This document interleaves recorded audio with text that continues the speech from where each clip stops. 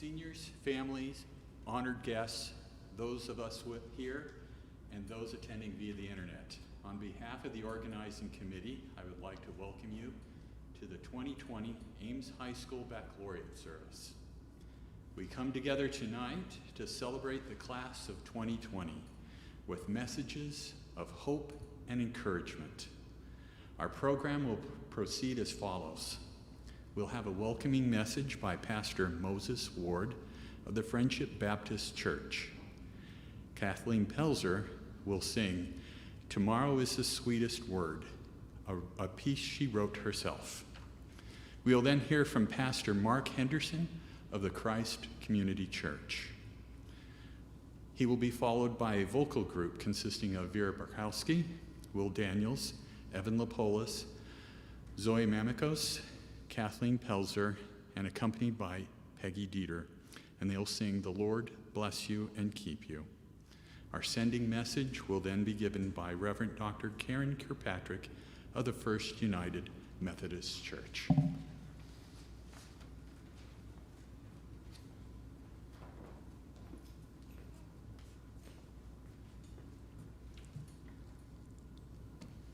Welcome. When I thought about this welcome message and what I would say, the Lord led me to Ephesians 6, verse number 13. Therefore put on the full armor of God, so that when the days of evil come, you may be able to stand your ground, and after you have done everything, stand. So what I would say to the class of 2020 is some of the most valuable lessons that I learned come from a 6th grade dropout. That 6th grade dropout would happen to be my grandfather, one of the most wisest men I ever knew in all of my life. He was my hero. And you would say 6th grade dropout at a graduation, that is oxymoronic. And I would say to you, it's just like jumbo shrimp or fun run. It's very oxymoronic. I've never had jumbo shrimp. They've always been small. I've never taken a run that was really that fun. So this 6th grade dropout taught me some valuable lessons in life. One of the most valuable lessons he taught me was, if you're going to strive to do anything, strive and aim high. And if you miss, just aim a little bit higher. Then he said to me that one of the things that you do not want to do is aim low and hit. He said that just doesn't make sense. Then also another thing that he taught me that if you're going to do anything, strive for excellence. And I said, excellence? I didn't understand what this man was talking about. I often watched him get up early in the morning, 3:45, going to work every morning. And I wondered why he would go so early when he didn't have to be there until 5 o'clock. He said he went early to teach us some valuable lessons. He said, if you're ever on time, then you're late. If you're early, then you have strived for excellence. So today, the lesson that I would want to leave with you in this short message that I have for you is that life after graduation will come. Life is not as easy as we hoped it would be. I know when I was 18, leaving home, I thought I was all that and a bag of chips. I thought that life was just going to be simple, that life was going to just be grand, no more rules, no more regulations, no more mama telling me what to do, what time to be home. But then the first bill showed up in the mail. Didn't have the money because I done partied it all away. And I had to wonder, What was grandfather talking about? He said that there's going to be days that will come that will knock you to your core, that will knock you straight down. But the one thing that he told me, when life knocks you down to the ground, it's just another way to build on another foundation. So when people come, when life comes, you have to be willing to stand. And I want you to stand firm in your faith. Stand firm on what you believe. And if you stand firm on what you believe, can I tell you, if you don't stand for something, you will fall for anything. So as my hero always told us, is that we must take a stand. We must take a stand, good, bad, or indifferent. But when you're standing in the Lord, he will protect you, he will guide you. And so I would say, class of 2020, welcome to your next challenges. Welcome to your next opportunities. Welcome to those things that stand before you, so that when they come, you will always have something to stand for. Then I have to close with this. What I would like to close with, and while you're standing, look to the hills from which cometh your help, because all of your help does come from the Lord. Thank you.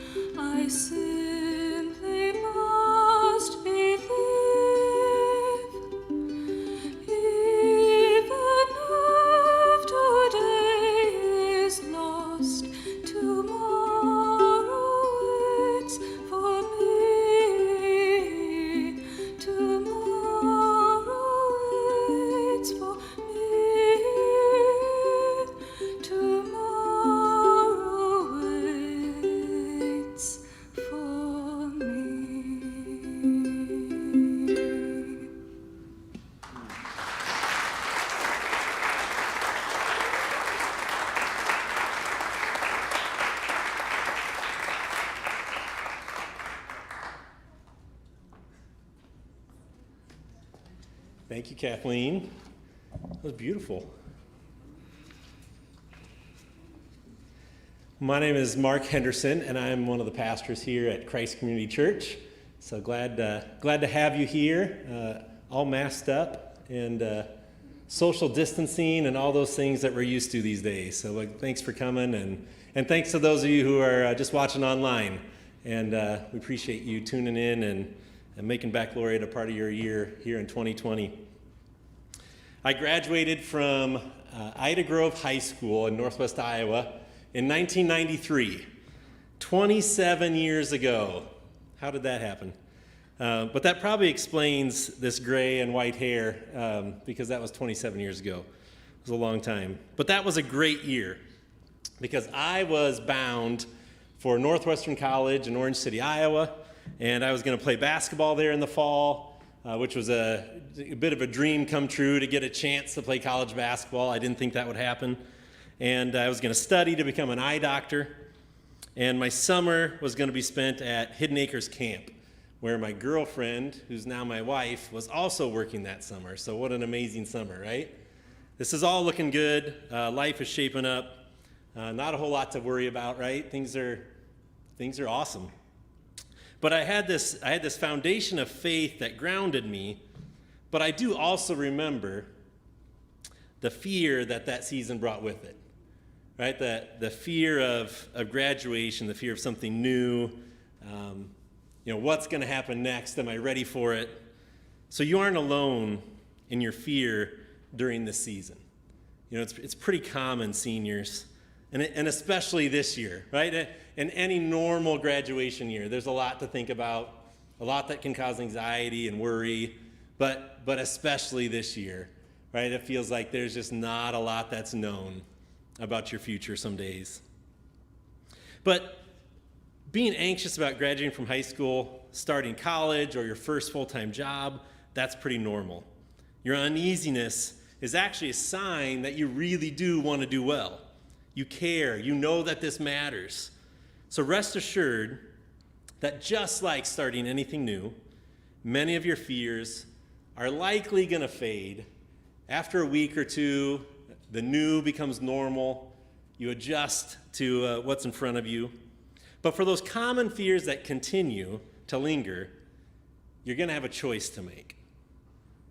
You can wither up and you can give into your fear, or with courage, you can take a step forward and take that step of faith. I thought of 5 common high school graduate fears. Fear number 1 is, this is going to cost a lot of money. Anybody have that thought go through your mind or your checkbook lately? Yeah. So you think to yourself, are my children going to be paying for this for 40 years? Like, how are we going to do this, right? This is adding up to be quite a bill. Number 4 fear that many high school graduates have is, my roommate is going to be weird. I have to live with somebody new. Or what if I'm the weird one? Yeah, those are things to think about late at night. Fear number 3 for high school graduates, I am not going to pass my classes. College classes are going to be so much harder than high school classes. What if I actually have to study now? Number 2 fear that a lot of college or high school graduates have, I'm nervous about being on my own for the very first time. And likely after week 1, you will call mom and say, Mom, how do you do laundry again? And the last one, another fear that a lot of college or high school graduates have, is the college admissions office might have made a mistake. You might want to call ahead, just double check on that before you show up on campus and make sure that's not the case. But so there's a lot of common experiences that we all have that could cause fear and anxiety. So I hope I didn't make things worse tonight by reminding you of things you hadn't even thought to be worried about. Sorry about that. But I do have some comfort and some advice for you too. It seems to me that there's essentially 2 options for handling all this anxiety and stress. In the face of common fears, you can live your life afraid of the unknown, or you can have an uncommon faith in the God who loves you and created you with a purpose. So let's play this out. If you decide to live your life in fear, full of anxiety, worry, Where does that lead you? Just fearing the unknown doesn't really change anything about it, does it? Anxiety doesn't change the fact that graduation is going to finally be here on Sunday. And you will be done with high school, moving on to the next stage of life. But that fear comes with this false sense that we can control that unknown thing through thinking and worrying about it. By thinking about what scares us and being anxious about the future, we feel that we can control and conquer it by our sheer willpower and planning. But that false sense of security is really a mirage. It's a lie. And you know that, right? Like when you stop and think about it, you know that. You're usually just not stopping to think about it in the moment of that worry and anxiety. So instead, what's happening is you're giving yourself a headache today over something that may not even give you a headache tomorrow. So Jesus gives this advice to high school seniors, that's how I hear him saying it anyway, about priorities and about what you seek.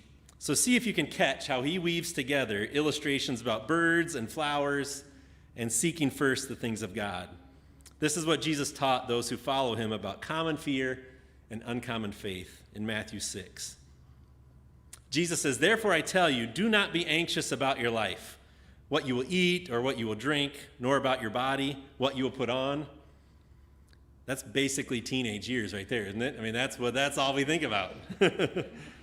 Is not life more than food and the body more than clothing? Look at the birds of the air.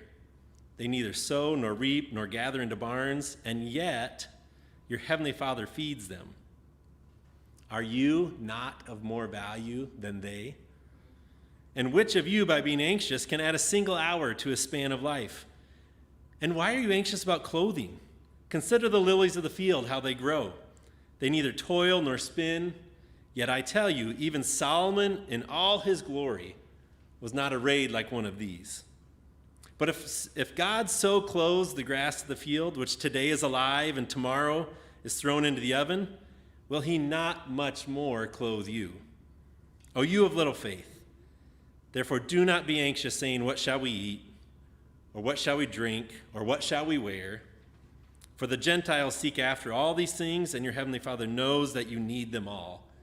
But seek first the kingdom of God and his righteousness, and all these things will be added to you.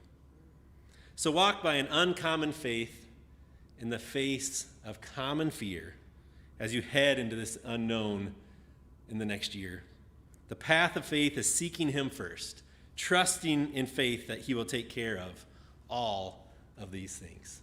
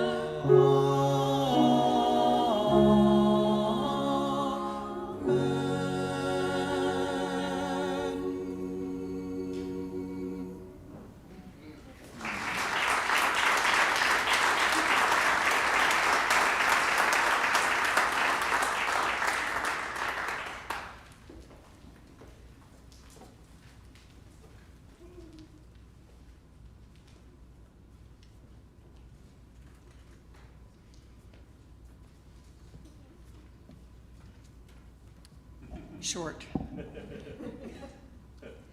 My name is Kerrin Kirkpatrick, and I serve as one of the pastors at First United Methodist Church here in Ames. And I want to extend my congratulations to each one of you on achieving this wonderful milestone in your life. This has been an unusual and chaotic school year, yes? Our whole world seems to be in chaos. Chaos is scary and daunting and risky. If we lose our footing, chaos can cause terrible destruction. And yet, chaos is also a time of great creativity. And it's the best time to make deep, transforming change. So you can choose to be afraid as you enter this new world.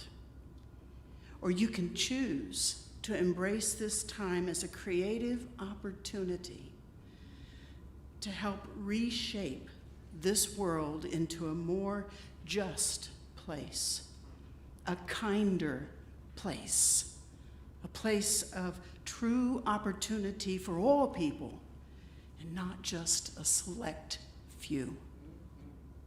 And if you really want to change the world, you have to begin with yourself. Engage, change yourself. So let me flesh that out a little bit using the word change as an acronym, if you'll allow me to do that.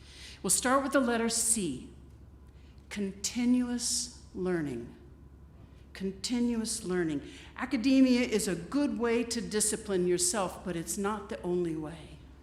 My grandfather went to school through the 8th grade, but he read a lot. He stayed current with what was happening and became one of the most educated people I knew. Never stop learning. Become a continuous learner. The letter H, humility. Acknowledge and admit your own shortcomings and faults. Learn your limits and your gifts. In humility, regard others as better than yourself. Listen well to the unheard voices. Be courageous enough to seek help from others. The letter A, authenticity. Know who you are and live who you are. Living transparently is not an excuse to be rude, but it can be an act of courage in a world all too ready to judge you. Be clear about what is too important for you to compromise. Set boundaries to protect what is important, and then live out what you say that you believe. Supporting an idea is very different from actually living it. The letter N, nurture your spiritual life. If you want to be a world changer, you will need to nurture a relationship with your God or your higher power. It will give you a depth and an insight beyond yourself. Great leaders of change like Mahatma Gandhi, Martin Luther King, Dalai Lama, Desmond Tutu, John Wesley, one of my personal favorites, Mother Teresa. All these world changers nurtured a deep and rich spiritual life. The letter G, generosity. Generosity is giving with no personal agenda. The world will tell you that happiness can only be found by indulging yourself. That is a lie. When you give of yourself, not expecting a return, joy finds you, and joy becomes a part of your character. You want to change the world? Give yourself away. Lastly, the letter E, very important, empathy.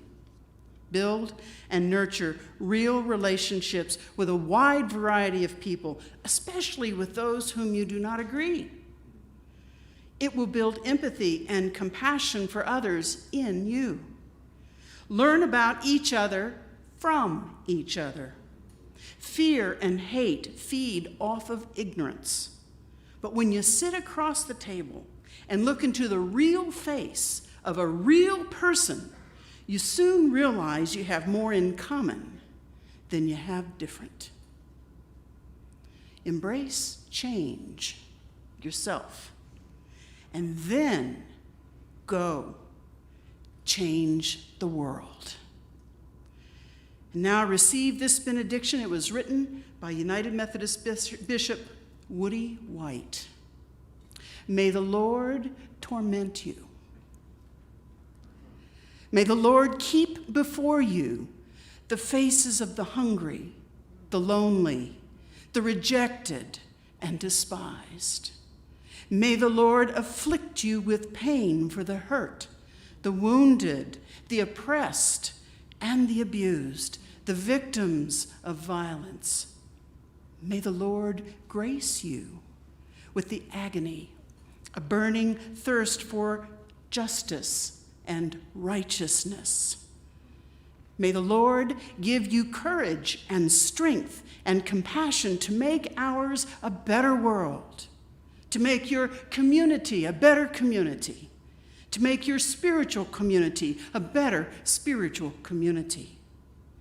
And when you do your best to make it so, and after you have done your best, may the Lord grant you peace. Amen.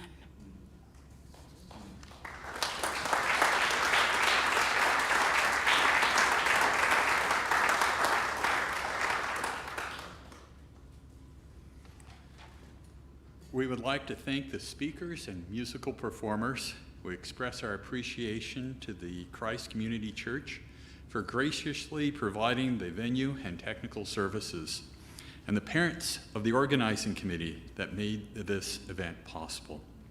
This concludes our program. Thank you, and good night.